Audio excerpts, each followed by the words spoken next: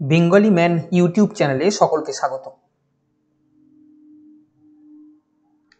অঙ্কের এই প্র্যাকটিস ক্লাসে আজ পঞ্চম ক্লাস। চলো আজকের সেশন শুরু করা যাক।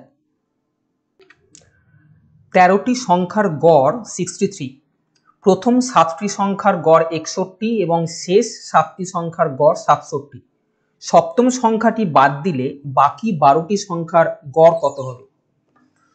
দেখো এক্ষেত্রে বলেছে কি 13টা সংখ্যার গড় 63, প্রথম 7টা সংখ্যার গড় 61, শেষ 7টা সংখ্যার গড় 67।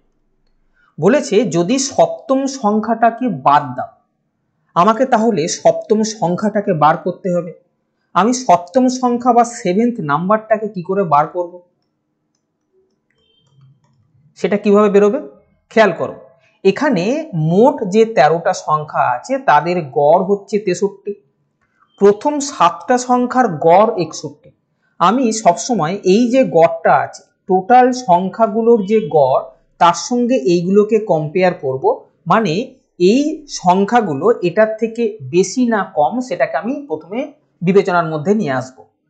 13টা সংখ্যার গড় 63, 7টা সংখ্যার গড় 61। আমি বলবো এই যে 13টা সংখ্যার গড় 63 আছে তার থেকে এইটা 2 কম। 63 থেকে 61 2 কম, কম বললাম বলে মাইনাস চিহ্ন দিলাম। আর যখন এটার সঙ্গে এইটাকে তুলনা করব, বলবো এখানে গড় ছিল 63 আর শেষ 7টা সংখ্যার গড় 67, মানে এটার থেকে এইটা 4 করে বেশি। গড়ে 4 করে বেশি মানে প্রতিটা সংখ্যা 4 করে বেশি। আচ্ছা এখানে কি হচ্ছে 7টা সংখ্যা প্রত্যেকটা 2 করে কম, তাহলে এই 7টা সংখ্যা টোটাল 7 দুগুণে 14 কম। এই জায়গায় দেখো এই 7টা সংখ্যা 4 করে বেশি, এই যে গড় 4 বেশি মানে কি 4 করে বেশি, তাহলে এই 7টা সংখ্যা টোটাল কত বেশি হবে? তোমরা বলবে 28 বেশি হবে। এবার আমি যদি এই ক্যালকুলেশনটা করি 28 আর 14, এখান থেকে ক্যালকুলেশন করে দেখা যাচ্ছে +14 আসছে। অর্থাৎ যে 7টা সংখ্যার কথা আমরা ভাবছি সেক্ষেত্রে এখানে ওভারঅল 14 বেশি হলো। এই যে 14 বেশি হলো মানে আমি যে সেভেন্থ নাম্বারটা বার করতে চাইছি সেই সেভেন্থ নাম্বারটা হবে, তুমি কার সঙ্গে কম্পেয়ার করেছিলে?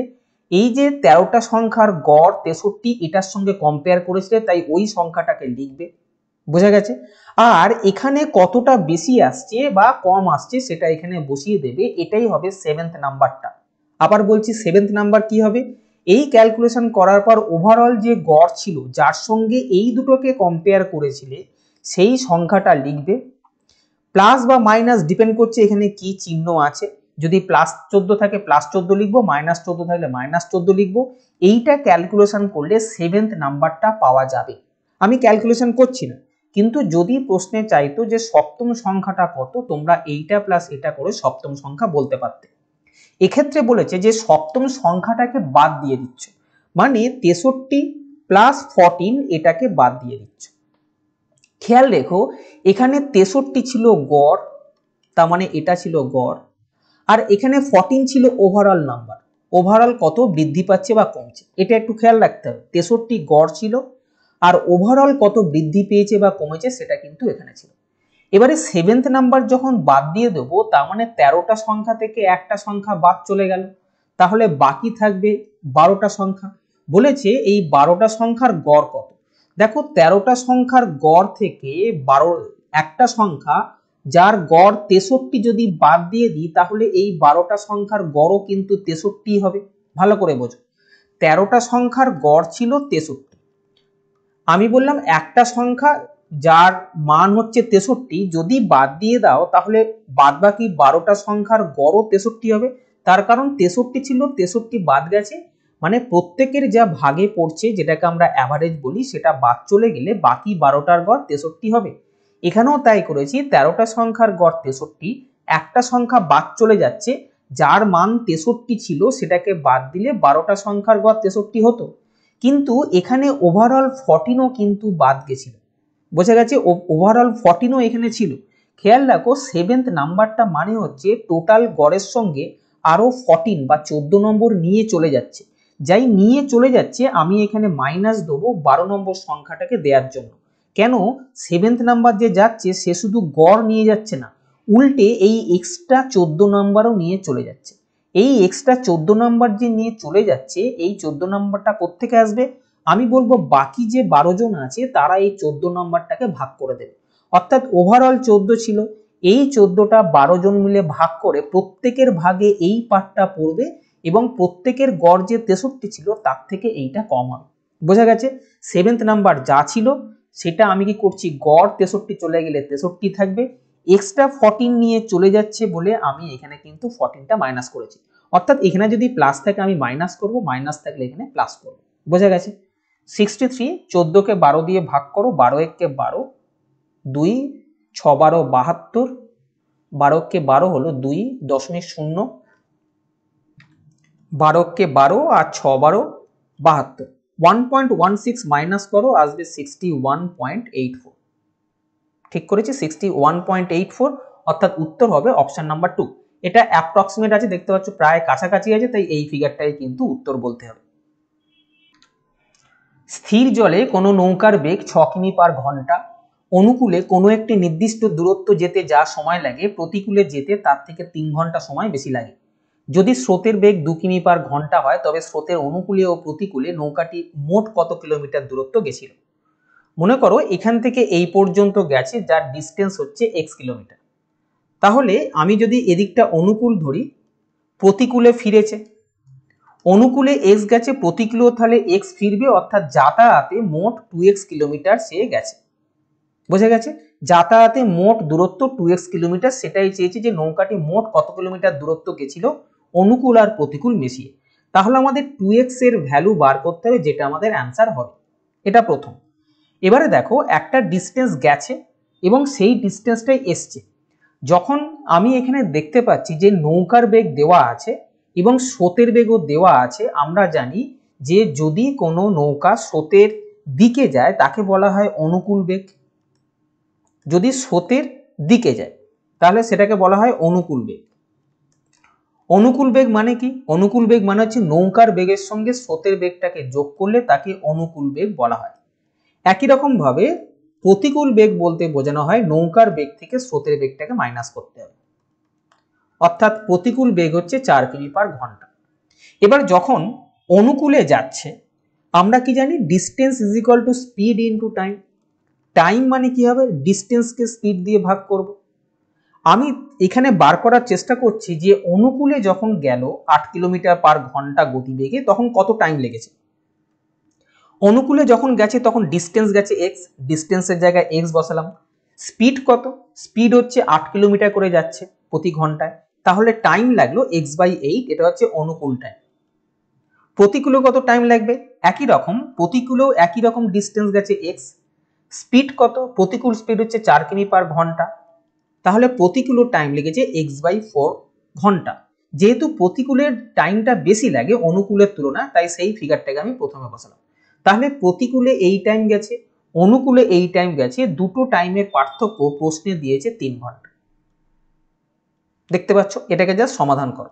8 লসাগু করো, 2x - x = 3, x এর ভ্যালু 24, x এর ভ্যালু যাই 24 এলো, আমাদের টার্গেট ছিল কি 2x এর ভ্যালু বার করা।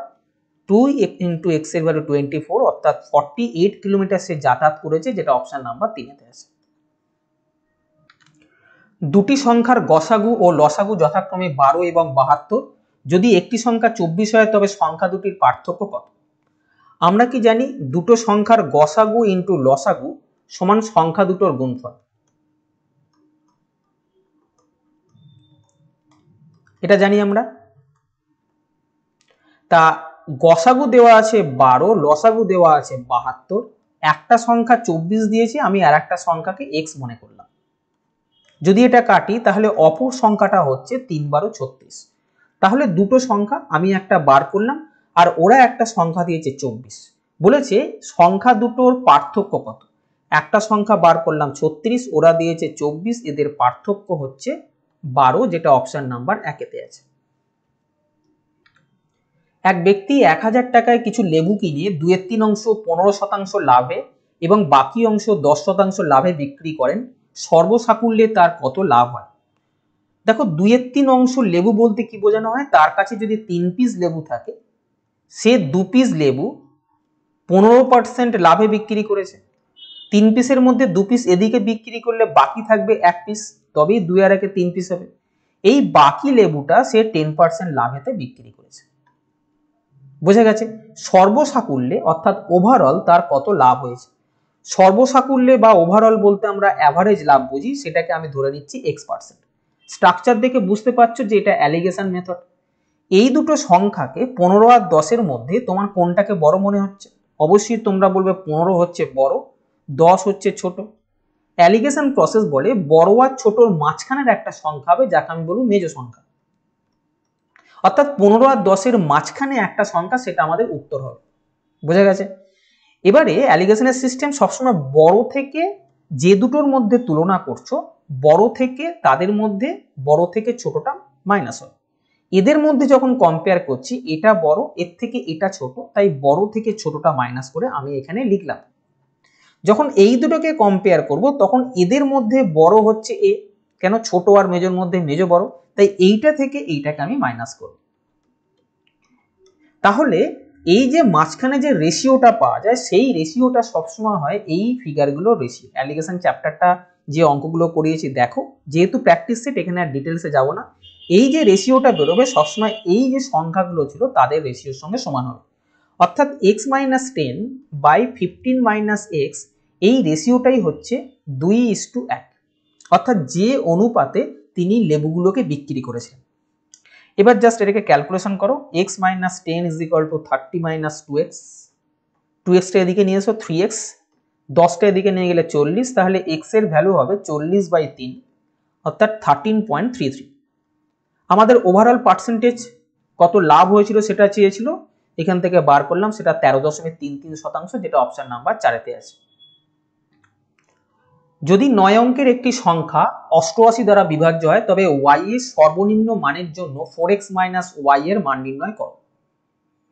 দেখো 88 দ্বারা বিভাজ্য যে সংখ্যাটা হবে সেই সংখ্যাটা 8 × 11, অর্থাৎ 8 দিয়েও বিভাজ্য হবে, 11 দিয়েও বিভাজ্য হবে। তুমি বলবে কেন 22 আর 4 দিয়েও তো বিভাজ্য হয়। এইগুলোর ক্ষেত্রে তোমাদেরকে দেখতে হবে তুমি যে দুটো সংখ্যাকে নিচ্ছ তারা যেন পরস্পর মৌলিক হয়। মানে সেই দুটো সংখ্যার গসাগু যদি করো, গসাগু যদি 1 আসে তাদেরকে আমি পরস্পর মৌলিক বলবো। এখানে 8 আর 11-র গসাগু 1 আসে, 8 আর 11-র গসাগু করো দেখবে 1 আসছে, তাহলে এরা পরস্পর মৌলিক। কিন্তু 4 আর 22-এর গসাগু 2 আসে, তাই কিন্তু এটা পরস্পর মৌলিক না, তাই এই সংখ্যাটাকে আমি নেব না। অর্থাৎ যখন 88 দ্বারা বিভাজ্য তখন আমি বলবো সেই সংখ্যাটা 8 দিয়েও বিভাজ্য হবে, 11-ও বিভাজ্য হবে। এবং কিভাবে বার করবে, যে দুটো সংখ্যাকে তুমি ভাবছো সেই দুটো সংখ্যা যেন পরস্পর মৌলিক হয়, এটাকে প্রথমে চেক করে নেবে ফার্স্ট। এবার 8 দিয়ে বিভাজ্যতার সিস্টেম কি, কোনো সংখ্যা, কোনো একটা বড় সংখ্যা আছে, তার শেষ 3টে অঙ্ক দিয়ে গঠিত যে সংখ্যাটা পাওয়া যাচ্ছে, অর্থাৎ এই সংখ্যাটা যদি 8 দিয়ে বিভাজ্য হয় তবে এই পুরো সংখ্যাটাই 8 দিয়ে বিভাজ্য হবে। বুঝে গেছে? শেষ 3টে সংখ্যা যদি 8 দিয়ে ভাগ করা যায় তাহলে পুরো সংখ্যাটাই 8 দিয়ে বিভাজ্য হবে। 11 দিয়ে বিভাজ্যতার সিস্টেম কি, এই ক্রস এইভাবে একটা একটা করে গ্যাপ করে করে সংখ্যাগুলোকে যোগ করব এবং এই গ্যাপের সংখ্যাগুলোকে যোগ করব, করে বিয়োগ করার পর যদি সেই বিয়োগফল 0 হয় অথবা 11 বা 11-র কোনো গুণিতক হয় তবে আমি বলবো এই সংখ্যাটা 11-র গুণিতক। বুঝে গেছে? আমি ডিভিজিবিলিটির আলাদা করে ইউটিউবে ভিডিও দিয়ে রেখেছি, পারলে একবার ওই ভিডিওটা দেখে নিন। তাহলে 8 দিয়ে বিভাজ্য আর 11 দিয়ে বিভাজ্য সিস্টেম আমি পেয়ে গেলাম। এবারে দেখবো এখানে যে সংখ্যাটা আছে এটা 8 দিয়ে বিভাজ্য কিনা, মানে 8 দিয়ে বিভাজ্য হতে গেলে কি হবে, তার কারণ এই সংখ্যাটা 88 দিয়ে বিভাজ্য বলে দিয়েছে, মানে এই সংখ্যাটা 8 দিয়েও বিভাজ্য হবে, 11 দিয়েও বিভাজ্য হবে। যদি এই সংখ্যাটা 8 দিয়ে বিভাজ্য হয় তবে এই শেষ 3টে সংখ্যা দিয়ে যে অঙ্ক দিয়ে যে সংখ্যাটা তৈরি হচ্ছে অর্থাৎ 5y2, এটা 8 দিয়ে বিভাজ্য হবে, কিন্তু কন্ডিশন আছে যে y এর মান সর্বনিম্ন হতে হবে। আমি যদি y এর মান 1 বসাই তাহলে এখানে আসছে 512, দেখতে পাচ্ছ 512 আসছে। 512কে 8 দিয়ে ভাগ করা যায়, যাই 8 দিয়ে ভাগ করা যায় আমি বলবো y এর সর্বনিম্ন মান হচ্ছে 1। বোঝা গেছে? y এর সর্বনিম্ন মান 1। তুমি 2 3 4 5 করবে না, কেন এখানে মিনিমাম মানটা চেয়েছে। তাহলে y এর মিনিমাম মান 1 এর জন্য এই জায়গাটা 8 দিয়ে বিভাজ্য হয়, তাই y এর মান 1 আমি বার করতে পারলাম। এবার ওয়াই এর মান 1 যদি এখানে বসাই, বাদ বাকি সংখ্যাটা কিরকম থাকবে?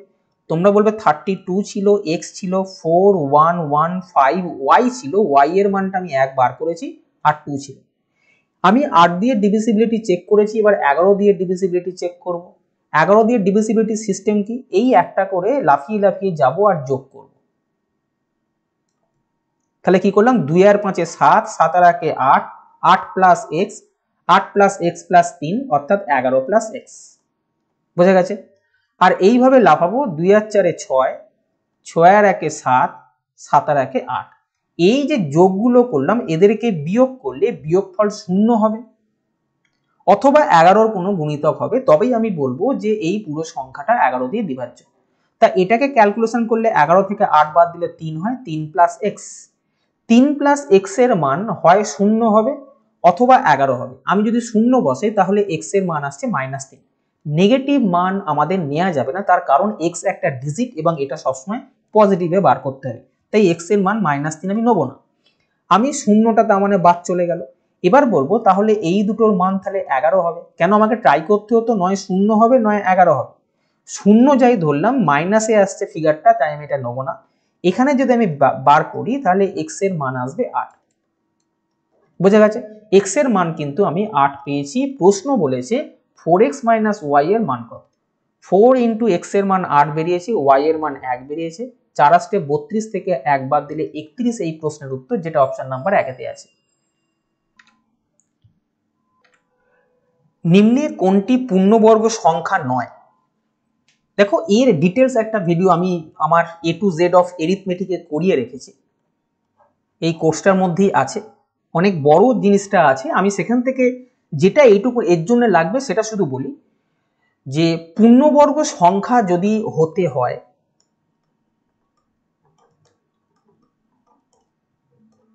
যে সংখ্যাগুলোর শেষে 0, 1, 4, 5, 6, 9 থাকবে তারা পূর্ণবর্গ হতে পারে, হবেই বলা যাবে না, হতে পারে।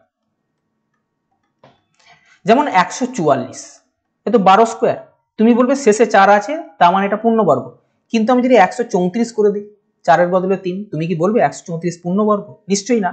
তার মানে শেষে 4 থাকলে সেটা পূর্ণবর্গ হতে পারে। এই সিস্টেমে যদি যেতাম, দেখছি যে এখানে 4 আছে, এখানে 6 আছে, এখানে 6 আছে, এখানে 4 আছে, অর্থাৎ এই কন্ডিশনটা ভ্যালিড সবগুলোর ক্ষেত্রে। তাই আমি কোনটা পূর্ণবর্গ নয় বুঝতে পারছি না। যখন এরকম ফ্যাসাদে পড়ে যাবে তখন তোমাকে দেখতে হবে দ্বিতীয় প্রসেস, যে ডিজিট সাম করে আমি দেখব।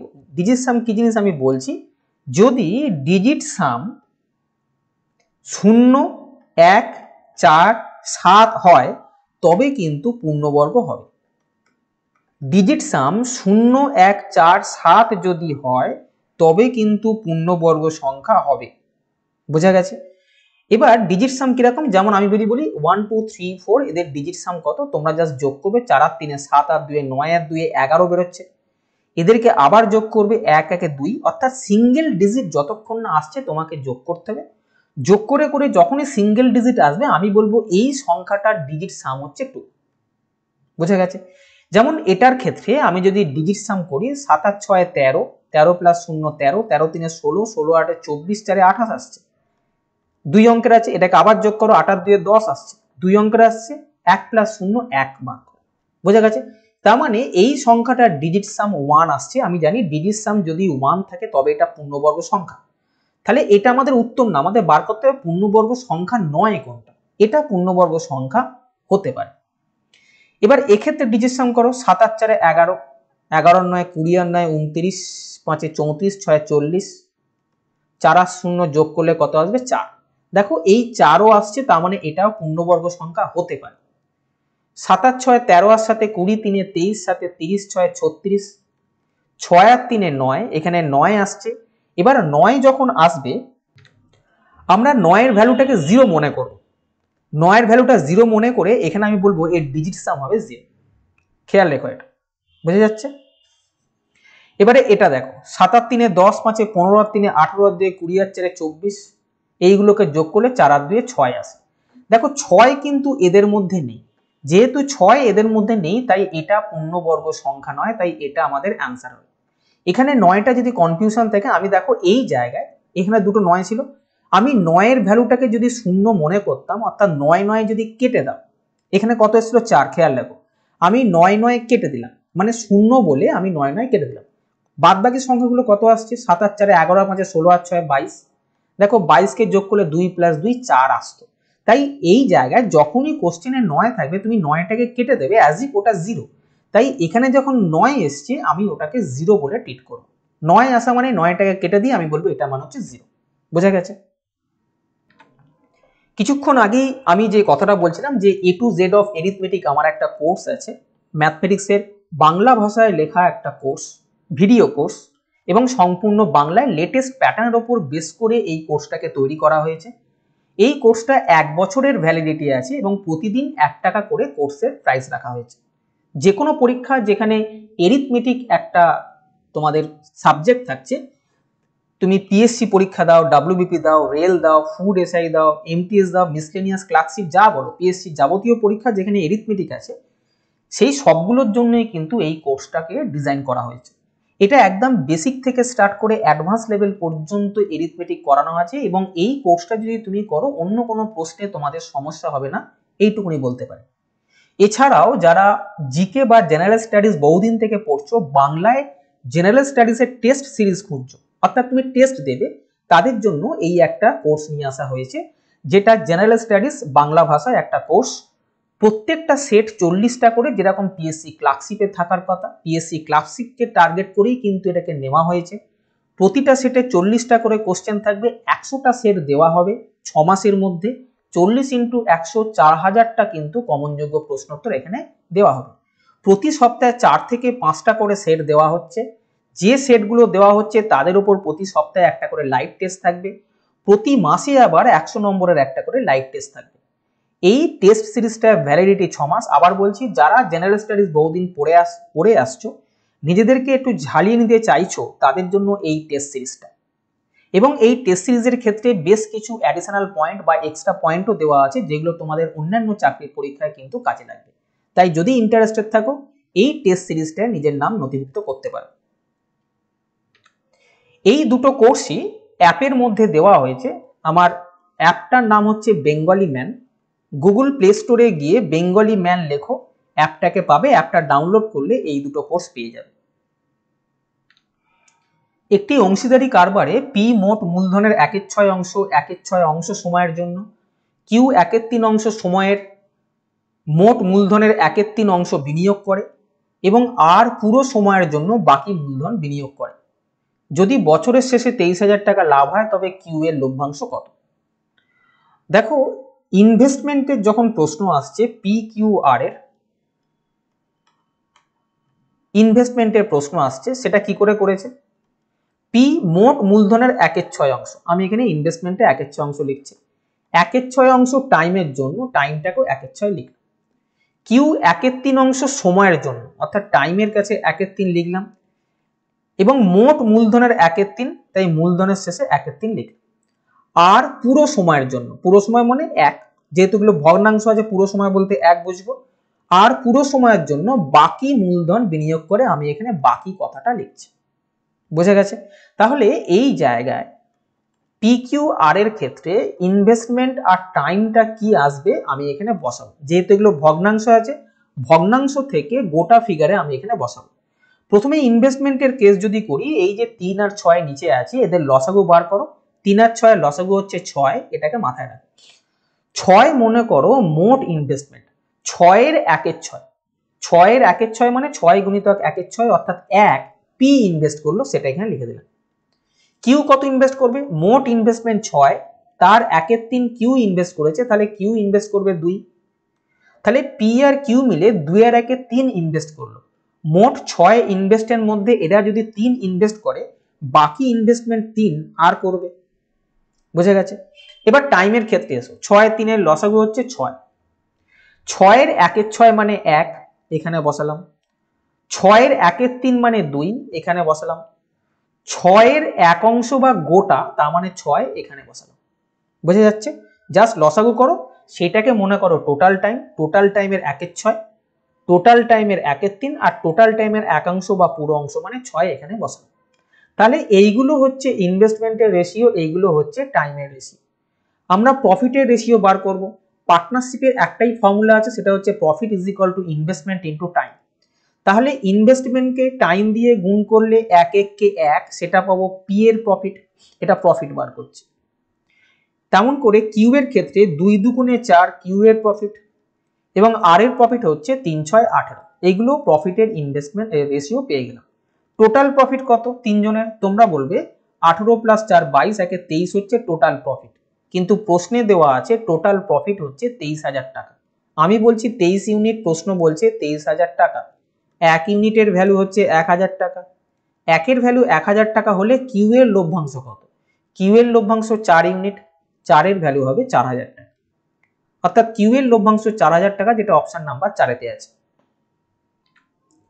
এ বি এর তুলনায় 40% কম এবং সি এ ও বি এর যোগফলের 40%। এ ও বি এর পার্থক্য সি এর কত শতাংশ? এ বি এর তুলনায় 40% কম, মানে বি যদি 100% হয়, এ 40% কম, অর্থাৎ 60% হচ্ছে এ। বোঝা গেছে? বি যদি 100 হয়, এ 40% কম, 40 কম হলে তাহলে এ এর মান হচ্ছে 60। এখানে বলেছে সি এ ও বি এর যোগফলের 40%, সি এ আর বি এর যোগফলের 40%।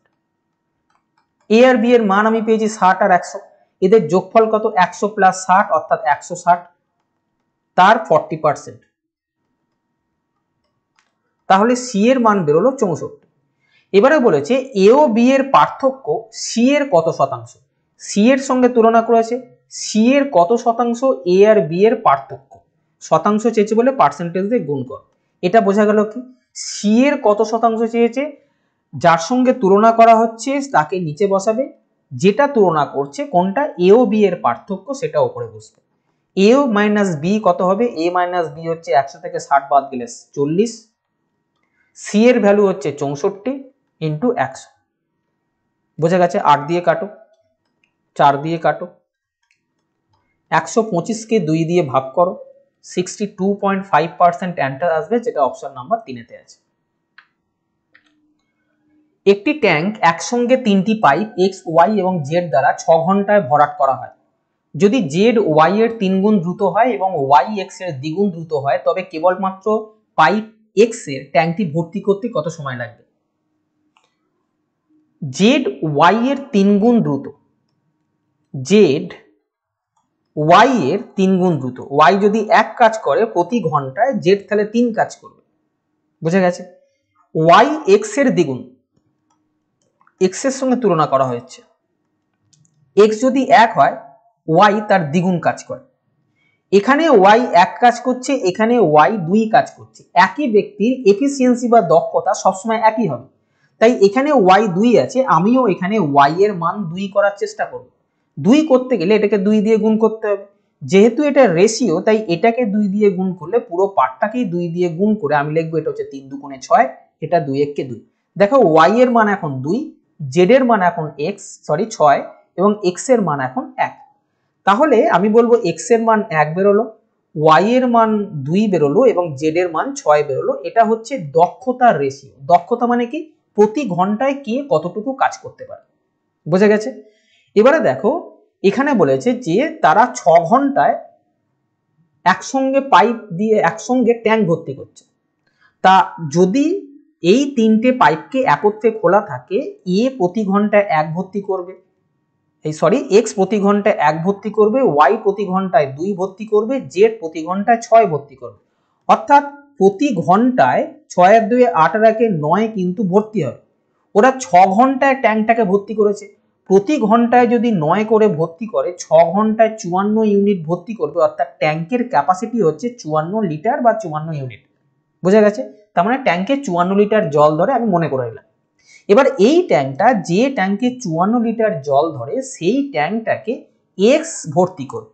54 লিটার জল ধরে, এটা এক্স ভর্তি করলে কত সময় লাগবে? আমি বলবো এই টাইমটা লাগবে। তাহলে টাইম ইজ ইকুয়াল টু আমি কি লিখবো? যতটা ভর্তি করতে বলছে বাই যে ভর্তি করছে। বোঝা গেছে? 54 ভর্তি করতে বলছে, এক্স প্রতি ঘন্টায় কতটা করে ভর্তি করে? তোমরা দেখছো এক্স প্রতি ঘন্টায় 1 ইউনিট করে ভর্তি করে, তাহলে টাইম লাগবে 54 ঘন্টা, যেটা অপশন নাম্বার 1 তে আছে। যদি সময় 5 বছর বৃদ্ধি পায় তবে 5,000 টাকার সরল সুদ 3,000 টাকা বৃদ্ধি পায়, বাৎসরিক সুদের হার কত? দেখো টাইমটা 5 বছর বেড়ে গেল, ইন্টারেস্টও 3,000 টাকা বেড়ে গেল, তাহলে আমি বলতে পারি এই 5 বছরের সুদ 3,000 টাকা, হ্যাঁ কি না? 1 বছরের সুদ কত হবে? 600 টাকা। 5 বছরে যদি 3,000 হয়, 1 বছরে 600 টাকা। তাহলে আমি দেখলাম এই 5,000 টাকা যদি রাখা যায়, 1 বছরে ইন্টারেস্ট পাওয়া যাচ্ছে 600 টাকা। 100 টাকার 1 বছরের সুদ কত? তাহলে 100 টাকার 1 বছরের সুদ 12 টাকা বা 12%, অর্থাৎ সুদের হার 12%, যেটা অপশন নাম্বার 2 তে আছে। একটি 100 মিটার দৌড় প্রতিযোগিতায় কমল বিমলকে 5 সেকেন্ডে পরাজিত করে। যদি কমলের গতিবেগ 18 কিমি পার ঘন্টা হয় তবে বিমলের গতিবেগ কত? দেখো একটা দৌড় প্রতিযোগিতায় এখানে এন্ড পয়েন্টে কমল চলে এসছে, বিমলকে 5 সেকেন্ডে পরাজিত করছে, মানে কি? কমল পৌঁছে গেল, পৌঁছে যাওয়ার পর দেখছে বিমল যেখানে আছে সেখান থেকে এই এন্ড পয়েন্টে আসতে বিমলের এখনো 5 সেকেন্ড সময় লাগবে, এটাকে বলবে 5 সেকেন্ডে পরাজিত করছে। বোঝা গেছে? কমল পৌঁছে গেল, গিয়ে দেখছে বিমল যেখানে আছে সেখান থেকে এন্ড পয়েন্টে আসতে বিমলের আরো 5 সেকেন্ড সময় লাগবে। মনে করো, ধরে নাও কিছুক্ষণের জন্য যে 100 মিটার দৌড়তে কমলের 10 সেকেন্ড সময় লেগেছে, তাহলে এন্ড পয়েন্টে আসতে বিমলের কত লাগবে? বিমল বলবে আমি তো 10 সেকেন্ডে পৌঁছে গেছি, কমল এখনো 5 সেকেন্ড সময় লাগবে এখানে আসতে, অর্থাৎ তখন বিমলের সময় লাগবে আরো 5 সেকেন্ড বেশি, অর্থাৎ 15 সেকেন্ড। এই হচ্ছে কনসেপ্ট এই অঙ্কগুলোর ক্ষেত্রে। বোঝা গেছে? এবার দেখো, এখানে বলেছিল যে কমলের গতিবেগ হচ্ছে 18 কিমি পার ঘন্টা। কমলের গতিবেগ 18 কিমি পার ঘন্টা, কিমি পার ঘন্টা থেকে মিটার পার সেকেন্ডে কনভার্ট করতে গেলে 5-এর 18 দিয়ে গুণ করতে হয়, বহুবার আমি বলেছি। কেন? টাইম অ্যান্ড ডিস্টেন্সের ভিডিওগুলো দেখো, সেখানে পেয়ে যাবে। তাহলে কিমি পার আওয়ার থেকে যদি আমি মিটার পার সেকেন্ডে কনভার্ট করতে চাই, 5-এর 18 দিয়ে গুণ করব, করে দেখছি কমলের স্পিড হচ্ছে 5 মিটার পার সেকেন্ড। প্রতি সেকেন্ডে কমল 5 মিটার করে যাচ্ছে। তাহলে 5 মিটার যেতে কমলের সময় লাগছে 1 সেকেন্ড। 100 মিটার দৌড় প্রতিযোগিতা, অর্থাৎ 100 মিটার যেতে কমলের কত সময় লাগবে? তুমি বলবে এটাকে 20 দিয়ে গুণ করে 100 আসে, তাহলে এটাকেও 20 দিয়ে গুণ করে আমি বলবো কমলের সময় লেগেছে 20 সেকেন্ড। আচ্ছা, কমলের যদি 20 সেকেন্ড সময় লাগে তাহলে বিমলের কত সময় লাগবে? তুমি বলবে কমল তো পৌঁছে গেছে 20 সেকেন্ডে, বিমল আরো 5 সেকেন্ড পরে পৌঁছাবে, অর্থাৎ বিমলের সময় লেগেছে 25 সেকেন্ড। বোঝা গেছে? তাহলে বিমল 25 সেকেন্ডে গেছে 100 মিটার। বিমল 25 সেকেন্ডে যদি 100 মিটার যায়, 1 সেকেন্ডে কত যাবে? তোমরা বলবে 1 সেকেন্ডে যাবে 4 মিটার। এবার একটু আগে কি বললাম যে কিমি পার আওয়ার থেকে মিটার পার সেকেন্ডে যেতে গেলে 5-এর 18 দিয়ে গুণ করতে। উল্টো দিক থেকে মিটার পার সেকেন্ড থেকে যদি আমি কিমি পার আওয়ারে কনভার্ট করতে চাই তাহলে 18-র 5 দিয়ে গুণ করতে হবে। এইটা কি বেরিয়েছে? 25 সেকেন্ডে 100 যাচ্ছে, 1 সেকেন্ডে 4 মিটার যাচ্ছে, তার মানে এটা 4 মিটার পার সেকেন্ড, এটা হচ্ছে বিমলের বেগ। এটাকে কিমি পার আওয়ারে কনভার্ট করতে গেলে 18-র 5 দিয়ে গুণ করবে।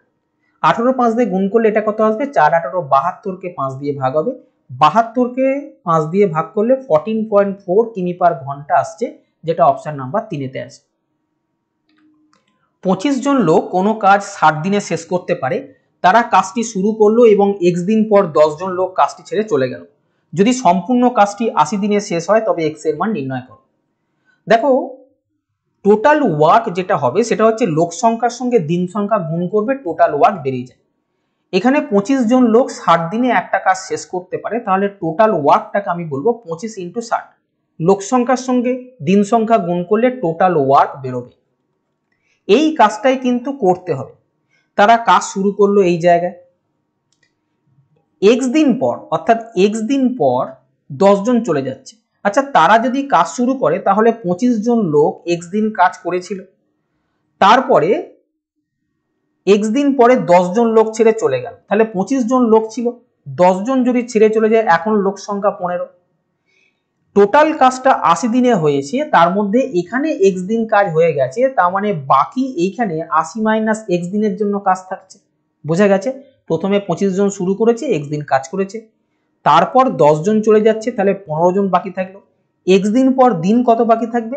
মোট 80 দিনে কাজ হয়েছে, সেখান থেকে এক্স দিন কাজ হয়ে গেছে, তাই এক্সটা মাইনাস করে আমি বলবো এখনো এতদিন কাজ বাকি আছে। তাহলে এই জায়গায় কতটা কাজ আছে? তুমি বলবে 25 জন লোক এক্স দিন কাজ করেছে, তাহলে লোক সংখ্যার সঙ্গে দিন সংখ্যা গুণ করলে টোটাল ওয়ার্ক বেরোলো। এই জায়গায় কতটা কাজ হয়েছে, লোক সংখ্যার সঙ্গে দিন সংখ্যা গুণ করব, অর্থাৎ 15 × 80 - x, লোক সংখ্যার সঙ্গে দিন সংখ্যা গুণ করলে এখানে কাজ হলো। এই দুটো কাজ মিলিয়ে টোটাল কাজটা শেষ হয়ে গেল। তাহলে আমি বলবো এই টোটাল ওয়ার্ক মানে হচ্ছে এইটা প্লাস এইটা।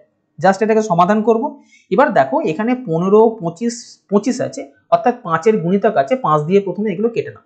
3 × 5 = 15, 5 × 5 = 25, 5 × 5 = 25, ক্যালকুলেশনের সুবিধার জন্য। এটাকে করো 5 × 6 = 30, অর্থাৎ 300, এটা 5x, এটা 240 - 3x। এখান থেকে 2x বেরোচ্ছে, এখান থেকে 60 আসছে, তাহলে x এর ভ্যালু 60/2 অর্থাৎ 30। x এর মান 30, সেটাই চেয়েছে যেটা অপশন নাম্বার 4-এ আছে। তাহলে আজ এই পর্যন্তই। যাওয়ার সময় আর একটা কথা বলি, যে কলকাতা পুলিশের যে এসআই এর যে পরীক্ষাটা হলো, সেই পরীক্ষায় এই কোর্স থেকে কিন্তু ম্যাক্সিমাম প্রশ্নই চলে এসছে। এটা ফিডব্যাক পেয়েছি, আমাকে প্রচুর মেল করা হয়েছে যারা কোর্সটা নিয়েছে স্টুডেন্টরা, তারা বলেছে সব অঙ্কই এখান থেকে ওরা করতে পেরেছে। তাই কোর্সটার কিন্তু ভ্যালিডিটি ভালো আছে, এবং এইটা যেহেতু লেটেস্ট প্যাটার্নের উপর বেস করে করা হয়েছে, তাই এই কোর্সটা তোমরা 1 বছরের জন্য নিতে পারো। যদি মনে হয় কোর্সটা নেবে, তাহলে বেঙ্গলি ম্যান অ্যাপটাকে ডাউনলোড করো, করে নিয়ে কোর্সটার সম্বন্ধে আগে পড়ো, কি আছে কোর্সের মধ্যে। এরিথমেটিক ছাড়াও এখানে কিন্তু 2D অর্থাৎ পরিমিতি 2D পর্যন্ত কভার করা হয়েছে, অর্থাৎ বৃত্ত, আয়তক্ষেত্র, বর্গক্ষেত্র, এগুলোও কিন্তু এর মধ্যে রয়েছে। আজ এই পর্যন্তই। ভালো থেকো, সুস্থ থেকো।